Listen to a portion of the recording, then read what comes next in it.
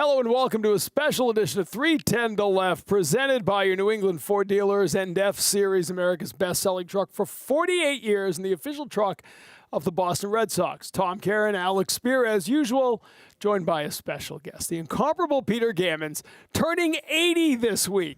Say it ain't so. Happy birthday, Peter. Thank you. Well, I've kind of lived my life with the motto, you can only be young once, you can always be immature. I fulfilled it very well. And you spent your birthday at the ballpark at Fenway Park. Absolutely. Where else would you be? No place. You still get as excited to come to a game today as you did 50 years ago, 70 years ago?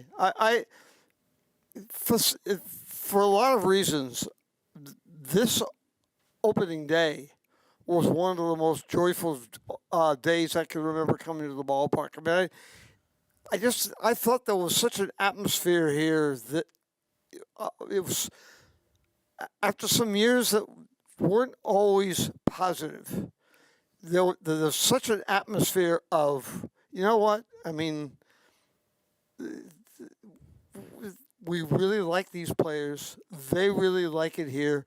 This is a really fun place to play. And I think one of the things with the noise and everything, I think it's really important that this park is a huge home field advantage. And I think that will return this year. And I think it's really important. I mean, last year we saw it, the Yankees, the Phillies, the Padres, in a 10-day period coming in, I think it was September. And there were more fans from New York, from Philadelphia, and from San Diego. And I understand the whole Padres fans loves coming here. But that didn't happen in the past. I think I think that there's a step that's been taken in the last year or so. And I think I mentioned about the picture that Linda Henry posted of John Henry sitting back smoking a cigar after signing Bregman. And the feeling was, having known John, it was a picture that said, you know what? He's now remembers how much he loves baseball. Well, Peter, I want to rewind back. That you mentioned opening day and the joyful atmosphere that surrounded it. Of course, part of the reason for that was the 50th anniversary of the 1975 team that featured just luminaries in the game. And it was striking for a number of reasons, I thought. One of which was those players who were the stars of the 75 team were pillars of the organization, pillars of the franchise for a long time, right? Like they weren't just guys who were passing through, but instead players who had come through the system. And, and 75 obviously was right before free agency. I've heard something, someone refer to beyond the sixth game before, and the dawn of free agency that followed the 75 season. But there was that sense for the 75 team of they were going to be together for a long time. And in fact, they were, right? Competing for something. And now the Red Sox, by having this group, which is generating some excitement, paired with, the idea of having a talent base that's increasing, along with guys who are being signed long-term, whether it is a 25-year-old in Crochet, whether it's a 22-year-old in Christian Campbell. How much do you think that's important for how important is it to have a long-term identity for a franchise? Is that both to the culture of winning and for the connection that can be forged between a franchise and its fan base? Oh, Alex, I think it's really important. I mean, there are very few players that play their whole careers with organizations now, but I think that the idea, this franchise didn't need to be talking about Mookie Betts anymore. It's past, all right? And he's a great player, incredible human being, but it's past. I think moving on the way they have moved on, the way they signed Christian Campbell right away, and just made it, okay, we want to do this. We want to do what the Indians did in 1992 with all the signing all those players. I think it's really important. There's a continuity, and the players play with each other. They're not thinking about where we're going to be traded to. They're thinking this is where, and we could rebuild that culture of making a third strike in the ninth inning of games at Fenway Park. Very difficult for opposing teams to get. And it's there, and I think there's a joy. Plus, I think they've done a tremendous job finding the players they have, both in the drafts, the joy, and also, I mean, you and I have talked about it, but Abreu was a special player. And, I mean, yes, we remember that the Red Sox were punished, had international signings taken away. One of the agreements they had was Abreu. So when that deal came up, and there wasn't a general manager, the owner of the Astros was actually making the decisions. He didn't know who Wilyer Abreu was. He just knew the bottom line. So they dump him in the deal, and it's trying to win one more time. And the Red Sox were able to take advantage because they knew him before the Astros knew him. Yeah, there was an there was the agreement, a long-standing history with assistant GM Eddie Romero, and in fact, I think that when the Red Sox were punished, I think that I think that Eddie in fact reached out to Azacampo of the Astros, who had an enormous run of success signing international players. They end up with Abreu, but a lot of times when you have young players you like that leave your organization for 1 year for one reason or another, oftentimes in trade, in this case because the Red Sox ability to sign players was taken away, you have a line along the lines of, maybe this will happen again sometime in the future. So in the case of Wilyer Abreu, it actually came to fruition. It absolutely did, and he's such a good player. I mean, it's just matter of fact, I was talking to a couple of the Astros people the last couple of days, and they're saying they would die for him right now. But he would have been an okay replacement for Kyle Tucker. Yeah, right. That would have worked out okay. They build up, right? We watched them over the last 5 years kind of rebuild that farm system, and now you're seeing the payoff of that. But then they go add the pieces. And I keep saying I've rarely seen such a perfect fit of the right player for the right team at the right time as Alex Bregman.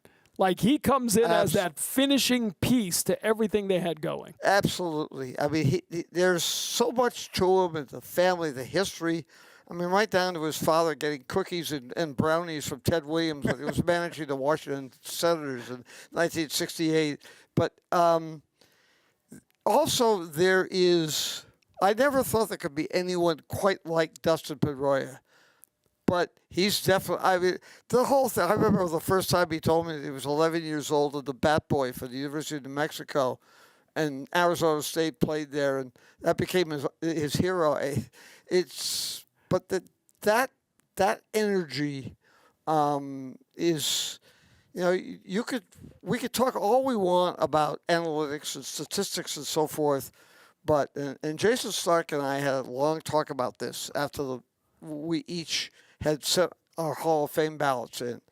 And to some of us, the first requisite with a player should be, what did he do to help the team win? And that isn't only stats, it's also the whole attitude, what you bring to the energy every day at the ballpark. I mean, and, I was explaining to him, this is why I voted for Chase Utley and Dustin Pedroia. And he did too. I mean, it's what they did for their franchises were absolutely amazing.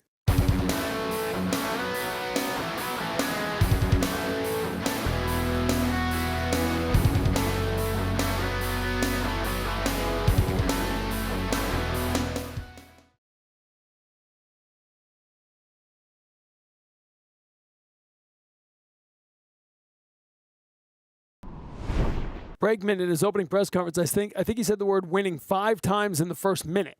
I'm a winning player. It's a winning organization. These are winning players. I've come to win. You could have dropped the mic at that point and walked off, and you would have owned New England for the next, 3 years. I mean, he really is. What are the numbers, right? 99 postseason games he has. Next is Devers at 26, and then it's Trevor Story at 5 among position players. Like, he brings the playoff experience and that drive to win that this team maybe didn't have just yet. No, I think it's important. When you have young teams, you do need veteran players. And, I mean, Jim Rice, I mentioned to Jim probably a year ago just how amazed I was at the fact that Carter Yastrzemski had second most games, second most at-bats of anyone in baseball history. He spent 10 days on the disabled list in 23 years. And Jim said, said, well, he reminded me that I once said to him, well, what are you playing with? You got a broken bone in your hand.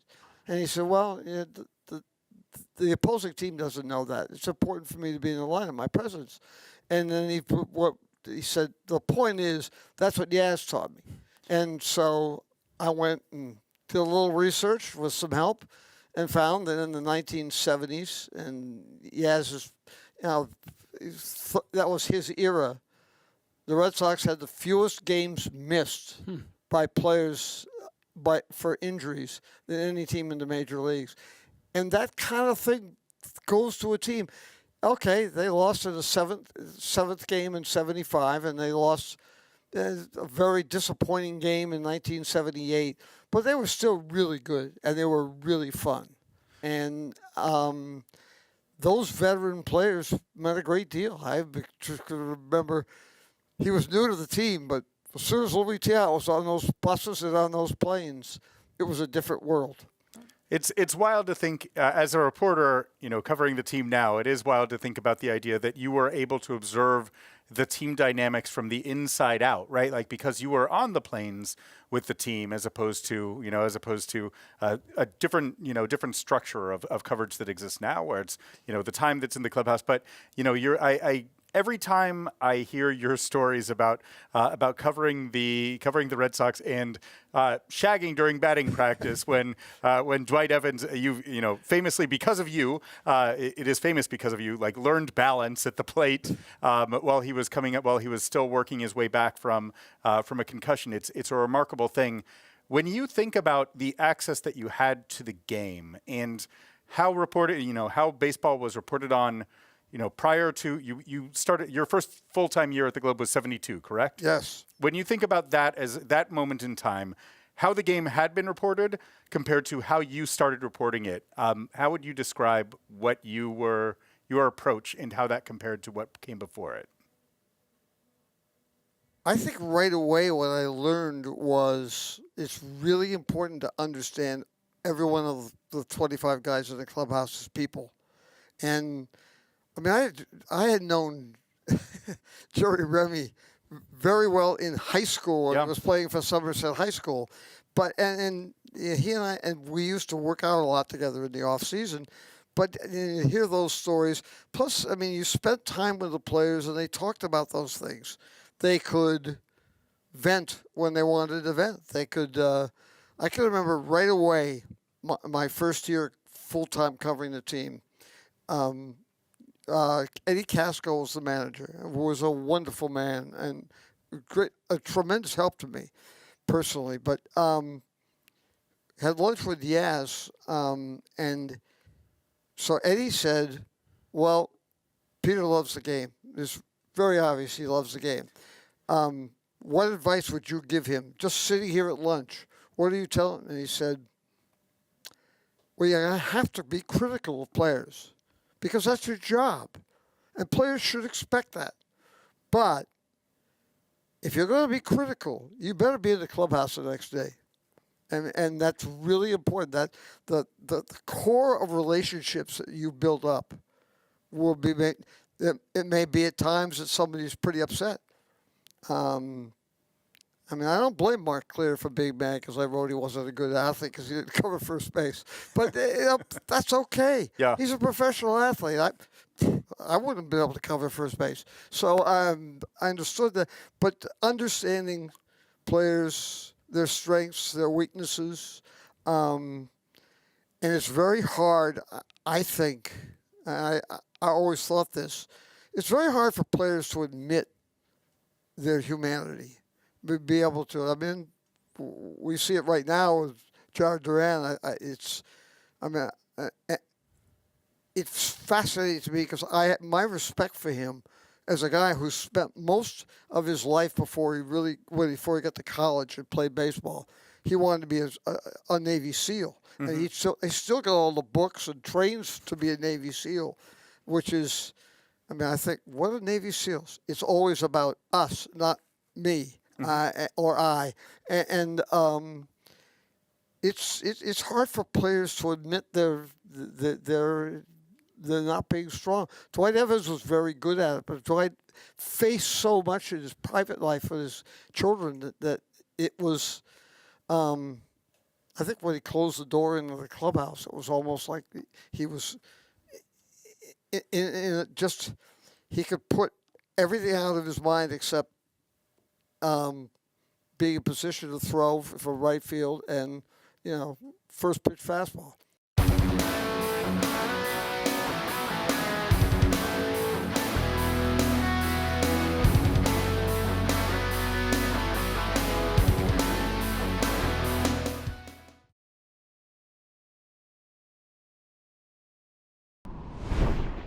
'75 team being honored throughout this year. When you look, you've covered so many teams, but that '75 season. You mentioned the book Beyond the Sixth Game. I actually wrote a report on that in college, so the B+ was because of you.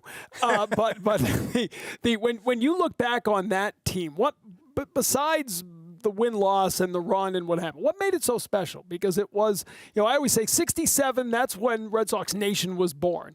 But it was cemented, put together permanently in '75 because that's when everybody fell back in love with baseball. Well, I think the fact that Lynn and Rice came along at the same time. Lynn was immediately good. I mean, he came up here. I remember the first day he took batting practice here in 1974. He came up after Jim. But in '74, it was an off day, and it was the 8th of September. And he took BP here, and like the first 5 swings he took, the ball clanked off the wall. Now, he had been benched during the College World Series against left-handed pitchers. He always was a pull hitter, and I just remember him going, "Yeah, maybe I should rethink the way it was." And plus, he's such an incredibly charming person, but it. Yeah, there was the whatever they were called, the Gold Ducks twins. Yeah, the Gold Dust twins. And it was a little bit different for Jimmy because he had won the Triple Crown in AA, and he was the #1 prospect in baseball. He struggled at first. He struggled in '74 when he came up in August. He struggled he didn't start. Juan Beniquez, not Jim Rice, started in left field on opening day. Speaking of what made that season so incredible, I went back, I was looking back at opening day in '75, and I just thought, how could I have forgotten that opening day? Because Henry Aaron was the DH for the Milwaukee Brewers. Tony Canigliaro was the DH for the Boston Red Sox. That's right. And to think about, that's an incredible day of history that I got to cover. How lucky am I? I mean, really, it's to be, that was my, 4th year covering full time. But to think back, and of course, and Louis Tiant was pitching, Fisk was not catching because he was hurt. But at the same time, just, you think about things like that, and that year was amazing. And we got to a point in they were playing the Yankees in August, and they were still very close. And it was the first game of a doubleheader, and the Yankees had the bases loaded, nobody out in the 7th inning. And it was the year that George Steinbrenner was on probation. But he was seated in back of the dugout. Bill Lee gets out of the inning, strikes out 2 guys, gets the 3rd out, and George Steinbrenner was crawling across the top of the dugout, screaming at the Yankees, and then Fred Lynn got on an error, and then stole second. Rick Miller got a singles, and they end up winning. Fred Lynn made a great catch in right center field. They win the first game 1-0, and then the Red Sox win the second game 8-0. And I walk in the clubhouse, and Bob Montgomery is the first voice I hear. And Bob Montgomery is saying, and from now on, the Yankees will be marked absent. But Monty was not the type to come up with. I mean, he wouldn't throw a lot of great lines out. That was one of the greatest lines I ever covered. So, Peter, that '75 team, though, you mentioned that was just your your fourth year on the beat. Obviously, the Game 6 story. I mean, there are instances where reporting will be memorable, right? Where people can remember, oh, someone wrote this story many years ago. There are very few instances where people can actually remember the exact script and verse of the story.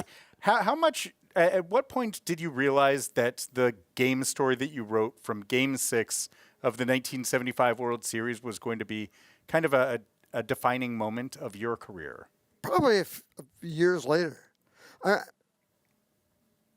Somebody was asking me about things that in your life that you did when you really weren't even conscious of what was happening. And I've always been an outliner, but I would be writing notes and outlining all during the game because I kept the pitching charts and all that stuff. But that just came, I got it done in a very short period of time. And, of course, the Globe they indulged me. They let me write much more than I ever should have been allowed to write. But I don't think there was really everything, it was so natural. Well, you know and I know the best stories are because they're the best stories. Yeah. It's not necessarily because you get so wrapped up. And I used to get very I loved what I did. And in those days, we didn't even have the elevator. So you had to go running down through the stands and then come back up. And there was almost like a continuation of playing sports as a kid. Mm-hmm. Playing in high school, a little bit in college, that there was a competition that to get it right and write it. And also, it was much easier in those days because you didn't have to wait for a group scrum where everyone is, or they go into another room and be interviewed. I would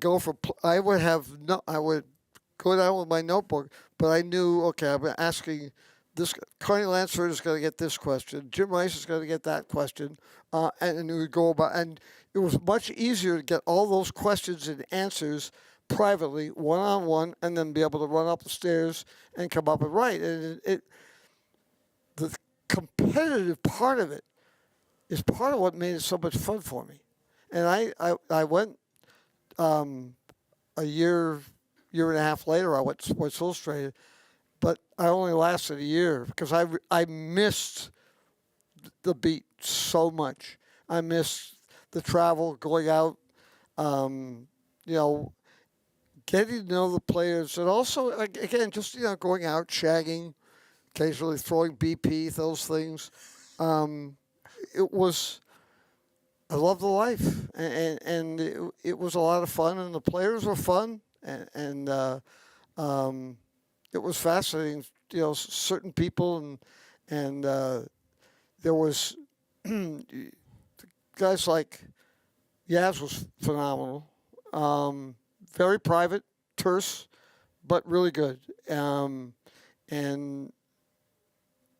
one of the best for me personally was Rice, because there was no BS with Jim Rice. He didn't like to talk about what he used to say to me. You can write it better than I could say it.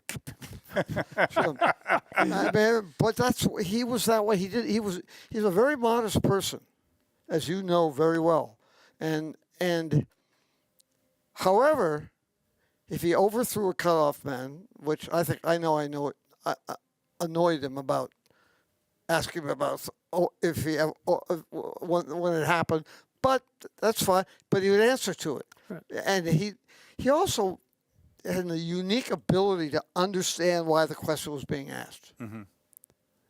His teammates have often told me that, because he had a reputation of being sort of reclusive and not open to people. He said, What he didn't want to do is talk about his 3-for-4 2-home run night. Because I got other people's thought. What he would do is be the first guy out when they lost, because he understood somebody needed to speak for the team and take the pressure off his teammates. Absolutely. And from a writer's standpoint, it was easier to write, describe some home run he hit that went across the buildings across the street off Steve Busby, I think it was. But, what was the home run to center field? The one you had was stopped at the customs going into Canada. I mean, you wrote it better than he said it. but it really helped to have quotes. If something happened, they lost a game. Something happened with Jim Rice, where he struck out with 2 men on base or something. It really helps the story when the player that does that is cooperative and is quoted in his story.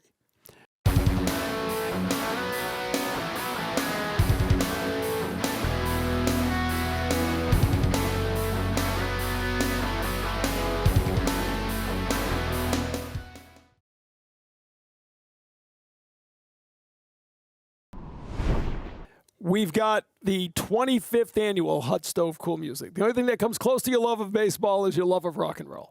Those worlds have combined once a year, twice a year. Now you do it in Chicago, you do it. But 25 years ago, all this started with just you and a bunch of friends, you and Theo and a bunch of people getting on stage play. Now you got Cheap Trick coming. You got the, Greg Hawkes of the Cars coming. It's incredible what this has become. How much fun do you have with this thing every year? A great deal of fun. And I like to always remind all our friends. We started out. We started the year 2000, and it started out for the Jimmy Fund, and that was my respect for Mike Andrews, who really made the Red Sox Jimmy Fund.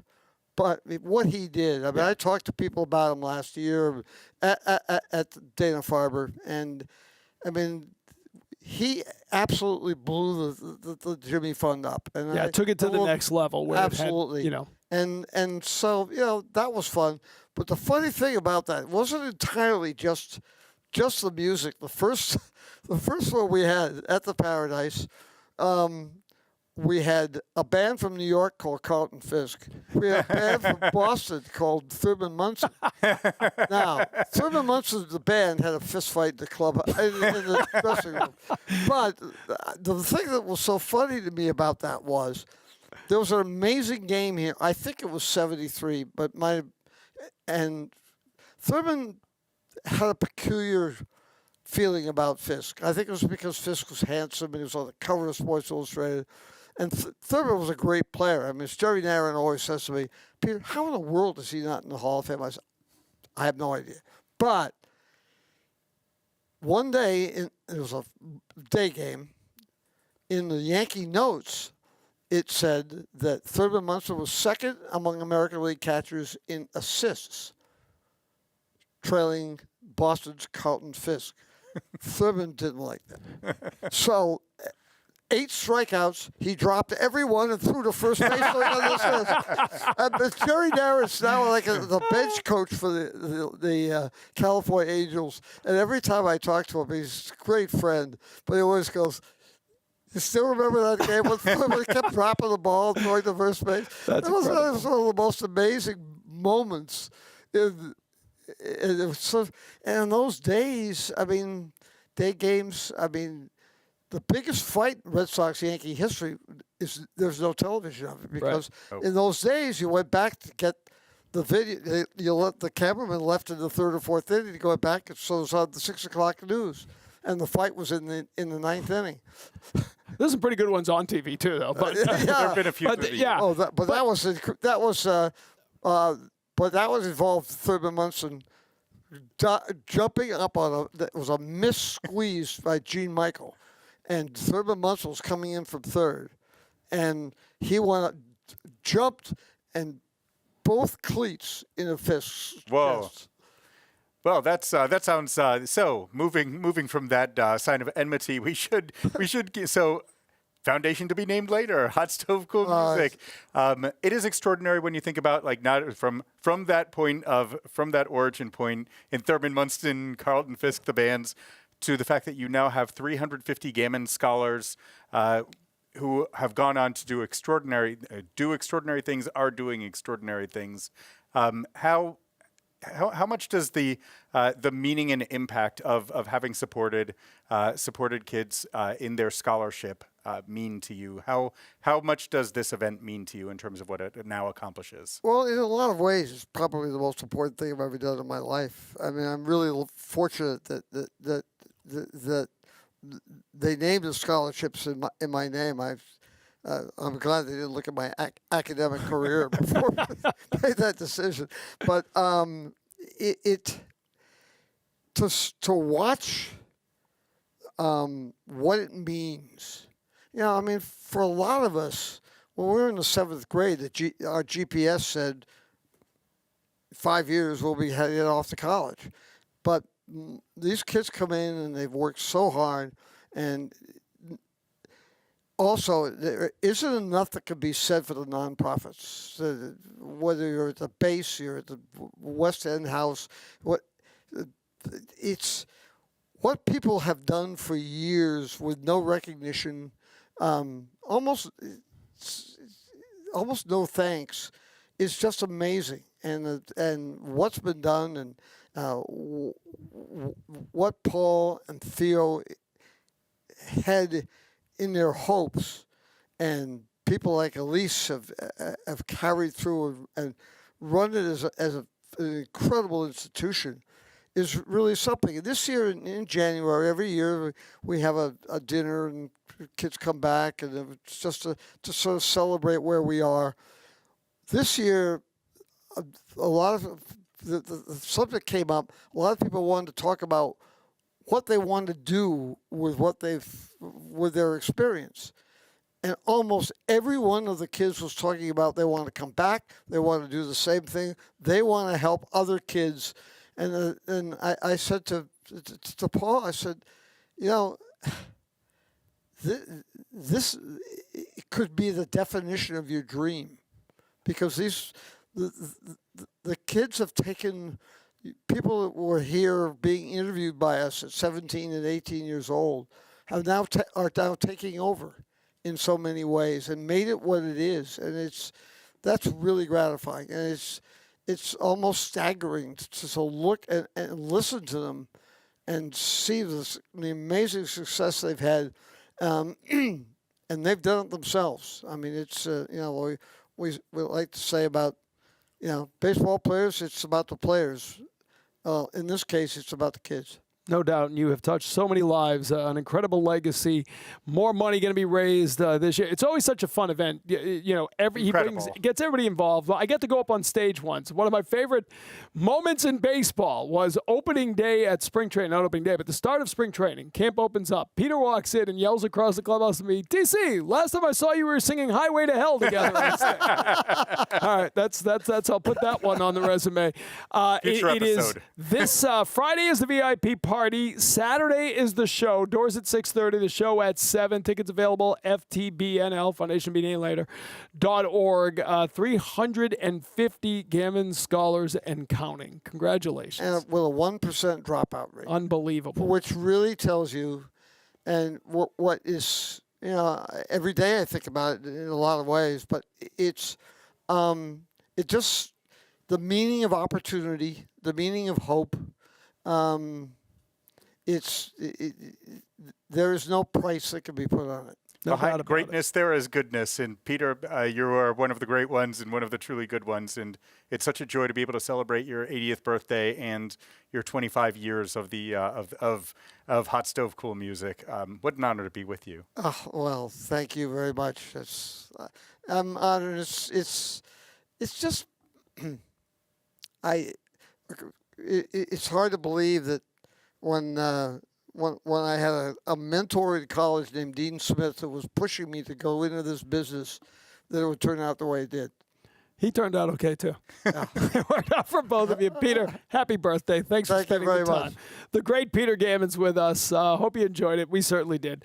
We'll catch you again next time on 310 to Left, presented by your New England Ford dealers, the official truck of the Red Sox.